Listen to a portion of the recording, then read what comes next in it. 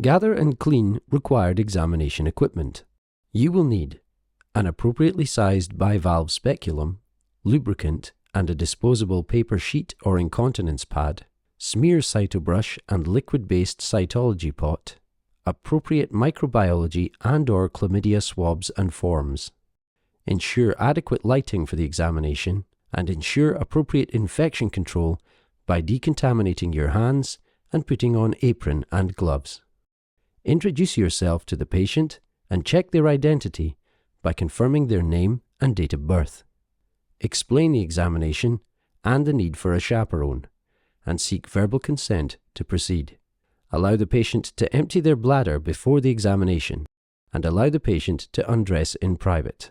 Ask the patient to lie supine and ensure there is adequate lighting. Make sure the area to be examined is adequately exposed whilst also taking care to maintain privacy and dignity. Assess the patient for any distress and ensure they are well enough for you to proceed. Ask if they have any pain or other symptoms, clarifying the location affected. The examination follows the following structure: abdominal palpation, pelvic inspection, cervical smear and pelvic swabs where indicated, pelvic palpation. Inspect and palpate the abdomen, noting the presence of any distension, masses, or tenderness. Further abdominal examination, including percussion and auscultation, should be completed where indicated. To prepare for pelvic examination, ask the patient to lie with heels together, knees flexed and relaxed to the outside. Provide a suitable cover over the abdomen and groin. Do you mind if I lift up this sheet? Lovely, thank you. Begin pelvic inspection by inspecting the vulva. Note hair distribution. Look for scars, tears, skin changes, discharge, ulcers, or warts. Note the presence of any prolapse. Inspect the clitoris and note size and any trauma or ulcers. Gently part the labia to inspect the external urethral meatus, noting any discharge or prolapse. Inspect the paraurethral glands. Look for remnants of the hymenal ring. Inspect the visible vaginal canal, looking at the mucosal color, texture, and rugosity. Note any vaginal discharge, noting the color, texture, and odor. Ask the patient to cough to demonstrate urinary incontinence or uterovaginal prolapse. Can you give me a cough? So we're going to move on and do the speculum. Lubricate the speculum for ease of insertion. Gently part the labia with the gloved index finger and thumb of the left hand. Gently introduce the closed speculum into the vaginal canal. The closed speculum blades are inserted vertically with handles facing the right side and then rotated 90 degrees anteriorly. The speculum is inserted up the length of the vaginal canal. The handles are pushed together to open the blade and maneuvered to visualize the cervix. When using a speculum with a screw adjuster, this can then be adjusted and locked to keep the speculum in place.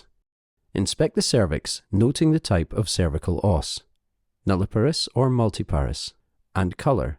Look for cervicitis, ectropion, secretions or discharge, growth or malignancy, ulcerations, scars, retention cysts, products of conception and dilation.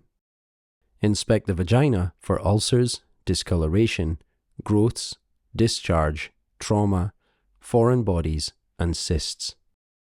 Perform a cervical smear if indicated. Insert the cytobrush into the cervical os, ensuring good contact with cervical tissue. Rotate 360 degrees 5 times in a clockwise direction. Remove the cytobrush, avoiding touching the speculum, and place into the cytology pot. Push the brush 10 times against the bottom of the pot. 5, 6, 7, 8, 9, 10. Remove the cytobrush and ensure the pot lid is tightly closed. Perform pelvic swabs if indicated. If a microbiology swab for microscopy culture and sensitivity is required, this is usually collected from the high vagina in the posterior fornix. Rotate the swab tip against the vaginal tissue and then place into the sample tube, avoiding contamination. If a chlamydia swab is required, This can be taken from the cervical os or the high vagina. For endocervical sampling as shown, rotate the swab inside the cervical os. Place the swab into the collection tube, avoiding contamination, and close the lid tightly. Allow the handles of the speculum to unlock and the blades to partially close, leaving a gap at the tip, being sure not to close blades on the cervix or vaginal tissues. Withdraw the speculum whilst inspecting the vaginal walls. Dispose of the speculum and cytobrush in clinical waste. The next stage of the examination is pelvic palpation. Gently part the labia with the gloved index finger and thumb of the left hand. Lubricate the right index finger and gently introduce into the vaginal canal. If the patient is comfortable, introduce the lubricated middle finger of the same hand to locate the cervix. A limited single-digit examination may be appropriate if the patient is in pain. Assess the cervix. Palpate the os and note if it is open or closed, its length, whether directed posteriorly or anteriorly, and its consistency. Note any cervical excitation tenderness by gently moving the cervix from side to side, simultaneously assessing the patient's face to ascertain if painful. Assess the uterus by pushing vaginal fingers behind the cervix to elevate the uterus upwards and towards the anterior abdominal wall, whilst the left hand is placed suprapubically to palpate the uterus between the two hands. Note the size of the uterus in gestational weeks, the shape, consistency, position, mobility, and presence of any tenderness. Assess the adnexa by moving vaginal fingers to one of the lateral fornices, with the abdominal hand moving into the corresponding iliac fossa, then repeat on the opposite side. Palpate for any adnexal masses, noting the size and shape. Note the presence of any tenderness. Assess the shape of the pouch of Douglas by moving vaginal fingers to the posterior fornices.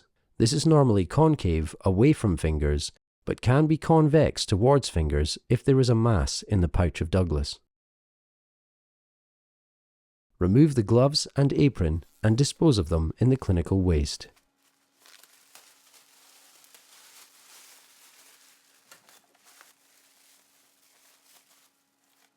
Perform hand hygiene. Thank the patient, then allow them to dress. Label all samples appropriately and send to the laboratory. Explain your findings to the patient and complete appropriate documentation in the clinical record.